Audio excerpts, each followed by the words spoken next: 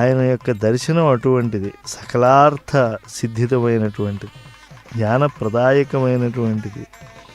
పైగా ఈ కొండ గరుడాచలం, గరుడు అమృతాన్నే తీసుకొచ్చినటువంటి వాడు. అమృతం వంటి ప్రసాద నిర్వహణ ఇక్కడ జరిగేట్లుగా చూడ్డ. కనకవర్ణం కలిగినటువంటిది ఈ కొండ అని శుద్ధ తత్వ స్వరూపులు తెలుసుకోగలుగుతారు.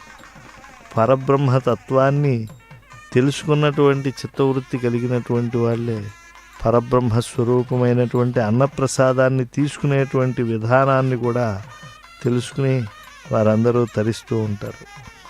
ఈ క్షేత్రం సకల తీర్థాలకు కూడా ఆవాసమైనటువంటిది. జలే రక్షతు వారాహ, స్థలే రక్షతు వామన, అటవ్యాం నారసింహశ్చ, సర్వతః పాతు కేశవః వంటి దివ్య శ్లోకాల స్మరణతో ఇక్కడ గోవిందా గోవిందా అని కీర్తిస్తూ కాలాన్ని సద్వినియోగం చేసుకునేటువంటి భక్తావతంసులకు వడ్డన చేయటం కూడా గొప్ప భాగ్యమే.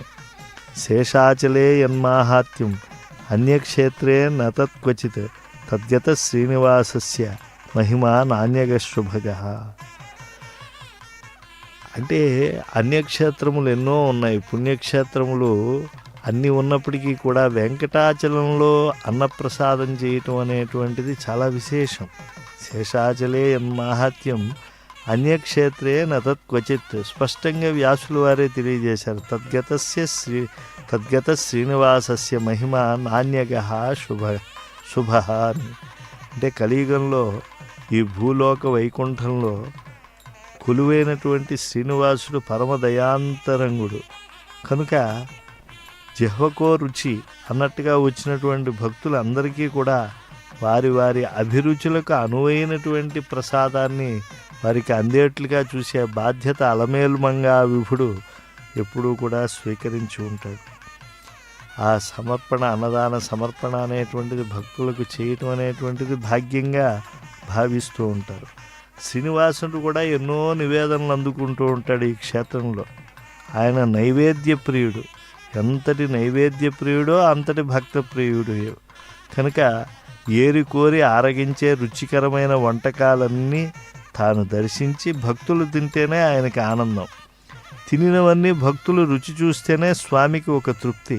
అసలు భక్తులకు తినిపించడానికే వెంకటేశ్వరుడు మంచి మంచి కమ్మనైన ప్రసాదాలు ఆయన అందుకోవాలని సంకల్పించాడు ఈ కలియుగంలో. స్వామిని మించిన నైవేద్య ప్రియుడు, భోజన ప్రియుడు అసలు ఈ విశ్వంలో మరొక్కరు లేరు. పాలు, వెన్న, బకాలబాతు, దధ్యోదనం, బౌళి, యోరము, వెన్న, బూరియులును, సరడాల పాశముల్, చక్కెర పులగముల్, నువ్వు మండిగలు, మనోహరములు, అప్పములు, ఇడ్డెనలు, అతిరసముల్, హోళిగల్, వడలు, దోశలు గల వంటకములు, శాకముల్, సోపముల్, చారులు, అంగళ్ళు, శుద్ధోదనములు, సద్యోఘృతము, పండ్లు, తేనెలు, హొబ్బట్లు, పచ్చడులు ఇలా ఆనందనలేయుడు ఆరగించే ఆ దివ్య ప్రసాదాలను ఏకరువు పెట్టారు పూర్వకవులు. ఎందుకనంటే స్వామి ఏదో కొన్ని ప్రసాదాలతో తృప్తి చెందేవాడు కాదు.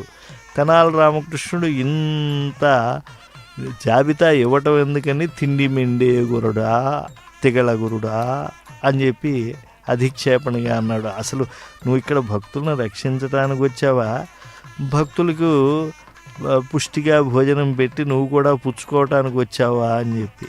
కనుక స్వామివారు అనేక నైవేద్య ప్రీతితో ఉన్నప్పటికీ కూడా ఆ పెట్టుబడిని ఆ స్వామి మనస్సులో ఉండేటువంటి దివ్యమైనటువంటి భక్తులకు అన్నప్రసాదం చేయాలి అనేటువంటి సత్యాన్ని రాజులు కూడా పూర్వం గ్రహించారు.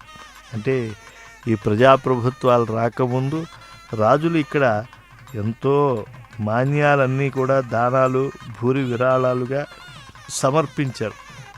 1515లో కృష్ణదేవరాయల వారు, 1545లో పెద తిరుమలాచార్యులు వారు స్వామివారి నివేదనలకు బోళ్ళని సమర్పించినట్లుగా మనకు తెలుస్తూ ఉన్నది. బ్రిటిష్ వారి